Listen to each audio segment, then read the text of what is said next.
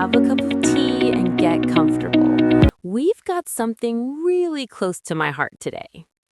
Oh, I can tell from that tone that this one's going to be deep.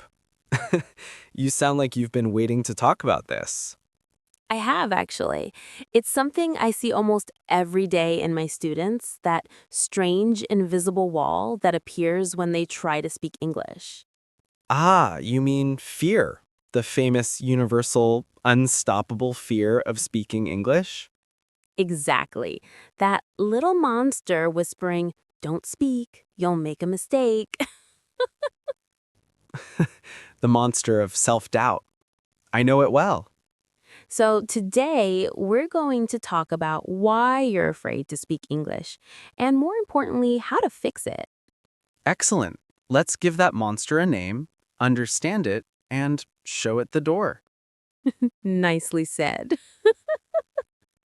Oh, and before we dive in, if you enjoy natural English conversations like this, don't forget to subscribe.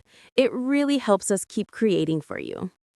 So, where do you think that fear really comes from? I mean, it's not just shyness, right? No, definitely not. It's this mix of things: fear of judgment, fear of sounding silly, fear of not being good enough, and that old friend, perfectionism. Ah, yes, the perfectionism trap. It's funny. People think perfection helps them, but it actually stops them from doing things. Exactly. I call it the perfect English prison. You're stuck because you're waiting for the perfect sentence, the perfect accent, the perfect moment, which never comes. And while you're waiting, life just keeps happening. People are having conversations, connections, jokes, and you're quiet. Yes. And it's so sad because that silence kills confidence. You start thinking, I can't speak. But actually, you can. You just don't allow yourself to. That's the irony. The more you stay silent, the scarier it becomes to speak. It's like fear grows in the dark. That's so true. Fear grows in silence. The longer you avoid speaking, the more your brain connects English with danger. Danger, as if someone's going to attack you for saying, he go, instead of he goes. Exactly. I mean, if you said he go in London, people would still understand you. They wouldn't chase you with grammar books. But that's the thing, isn't it? Most learners don't realize native speakers make mistakes all the time. Oh, yes. They just don't panic about them. I remember once a friend of mine from Manchester said we was instead of we were. I pointed it out gently, and he just laughed and said, "Yeah, I talk like my grandma." Brilliant. See? Zero shame. That's the attitude we need in language learning. Zero shame, more play. Maybe that's a key to embrace your mistakes. See them as part of the process, not proof of failure. Yes, I love that. Embrace your mistakes. That's one of the most powerful things you can do. Mistakes are how you learn faster. Do you think part of the fear comes from how languages are taught? In schools, grammar first, speaking last? Oh, absolutely. Many people grew up being corrected, not encouraged. You say one wrong thing, and the teacher stops you mid-sentence. That creates trauma, honestly. So you associate speaking with punishment. Exactly. You feel exposed, vulnerable, and your brain remembers that feeling. It's emotional memory. It's like your brain says speaking equals danger. Yes. But once you understand it, you can reprogram it. You can teach your brain that speaking English is safe. How? By doing small things, start with low pressure situations. Talk to a friend, record yourself, join a language exchange. Create moments where it's okay to be imperfect. You're right. That's how confidence builds. little by little. You can't wait to feel ready. You speak, and then you feel ready. Exactly. Readiness comes after action, not before. I remember one student, brilliant at writing, totally fluent in her essays, but the moment she had to speak, her voice just vanished. I know that type. So much knowledge, but it's trapped. And when I asked why, she said, because when I speak, I can't control it. Writing is safe, but speaking feels out of control. That's so insightful. Speaking is unpredictable, and that's exactly why it's powerful. You learn to let go. Let go of control, hold on to connection. You're turning into a poet again, George. Occupational hazard. But you're right. Language isn't about control, it's about connection. When you speak, you connect, even if your grammar's not perfect. Yeah, you could have perfect grammar and still sound robotic. Or you could have broken grammar, but genuine warmth, and people will love you. Exactly. I once had a student who always said, "Teacher, today I am full of happy." And you know what? It was adorable. Everyone smiled when he said it. That's a perfect example. Communication succeeded. The grammar police might faint, but the message was clear and full of life. So basically, your message is, grammar police, please calm down. Yes, exactly. No one's going to give you a ticket for using the wrong preposition. Though imagine if they did. Sir, you just said on the bus instead of in the bus. Here's your fine. $100 fine for wrong tense usage. Terrifying. But jokes aside, that's how learners sometimes feel. Like there's an invisible grammar police around, judging them. And that's the fear we want to dissolve today. You know, another reason people are afraid to speak English is because they compare themselves to others. They hear someone fluent and think, I'll never sound like that. The comparison trap. Deadly. It's like looking at someone's chapter 20 when you're on chapter 3. Exactly. You don't see their journey, just the result. And then you feel smaller. That's when you have to remind yourself you're learning your English, not someone else's. Yes, everyone's English is unique. It's colored by your culture, your experiences, your humor. It's your voice. I love that. Your English is your voice. That's a great mantra. George, have you ever been afraid to speak another language? Oh, yes, many times. I studied French for years, but when I first went to Paris, I completely froze. You, Mr. Calm and Confident. Yes, me. The waiter asked, "Vous avez choisi?" And I panicked. I said, oui, the soup of the day. Merci beaucoup." Yes, that's the moment when you break the fear loop. You speak once, it feels okay, and your brain learns it's safe.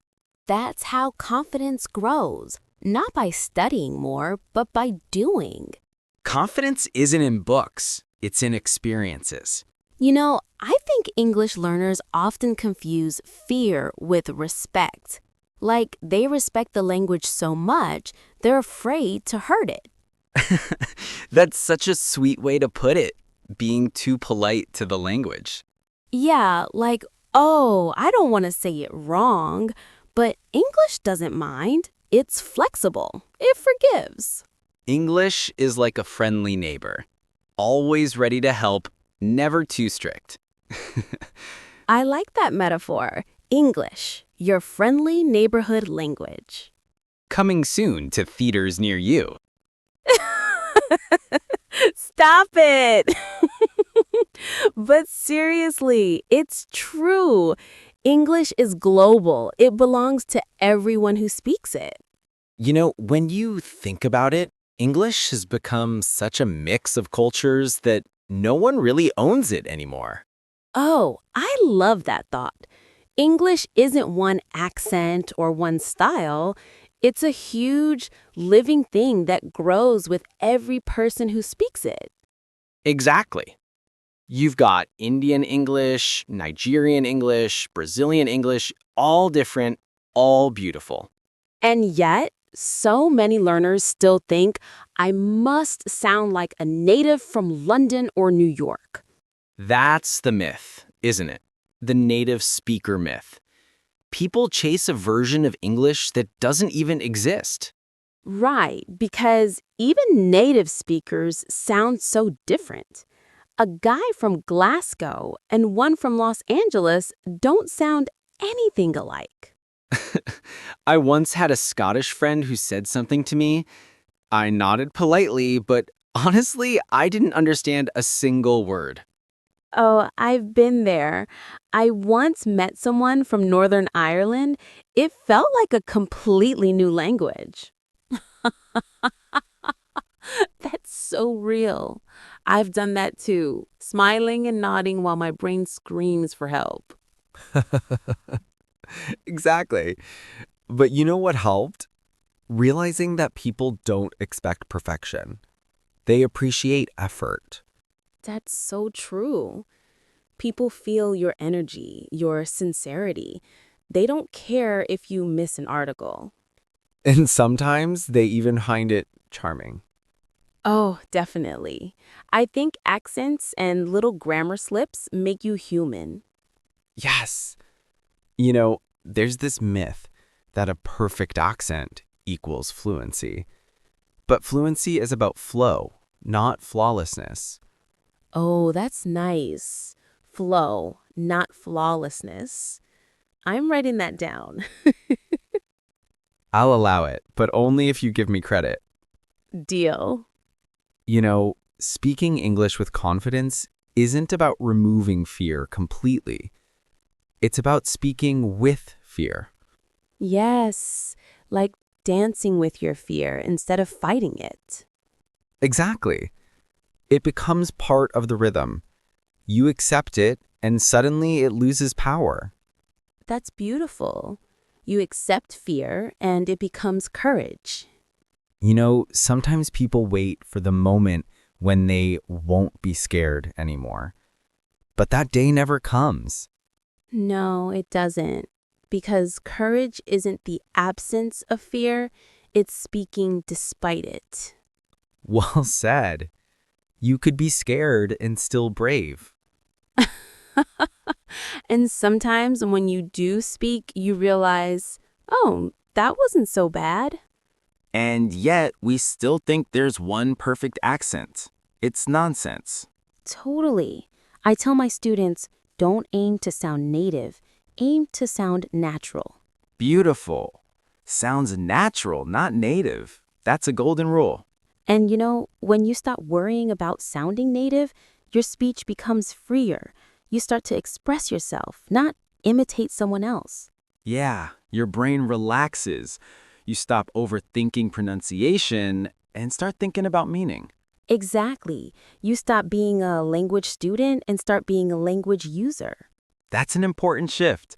You go from learning English to living in English. I love that, living in English. You can do that even at home, Listen, read, think, dream in English a little every day. Yes, even talk to yourself. I do that in Spanish sometimes. I comment on my coffee like, qué bonito café. That's so cute. I do that too. I talk to my cat in English sometimes. He doesn't care, but it helps me practice rhythm. The cat's probably bilingual by now. Totally. Fluent in English and tuna. But seriously, talking to yourself, it's underrated. It's the safest way to practice speaking. Yes, you can practice your sentences without fear of judgment. It's like training your brain and mouth to work together. Exactly, because speaking isn't just about words. It's coordination. Your tongue, your brain, your breath, all moving in rhythm. Oh, I love that idea. You're literally teaching your mouth a new dance. Yes, language dancing. I like that. You know what else helps? Recording yourself. I know it feels weird at first, but when you listen later, you hear your progress. That's true. It's like keeping a little time capsule of your voice. And the best part? When you listen a month later and think, wow, I sound better. That's real motivation. Yeah, progress you can hear. I sometimes tell students, your accent today will embarrass your future self, but that's a good thing. Yes, it means you've grown. You know what's interesting? When people are afraid to speak English, they usually think others will laugh at them. But in my experience, that almost never happens. Same. Most people are supportive, even touched that you're trying to speak their language. Yeah.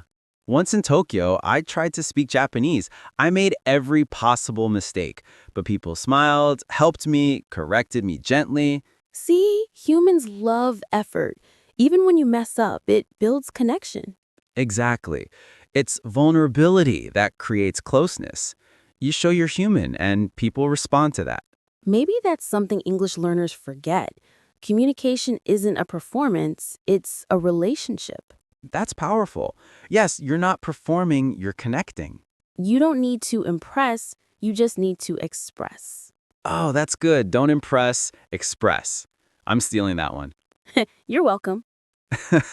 I think people need to practice speaking English in more real-life situations, not just classroom dialogues, but real conversations, ordering food, asking directions, chatting with a friend. Absolutely. The classroom is safe, but real life is where confidence is born. And the funny thing, the moment you start using English in your life, it becomes your language, not something you study, but something you live. Yes, it becomes part of your world. I once had a student who practiced English at the supermarket. She'd read all the labels out loud quietly. Ingredients, sugar, salt, flavoring. That's brilliant. I love creative learners like that. It's like making the world your classroom.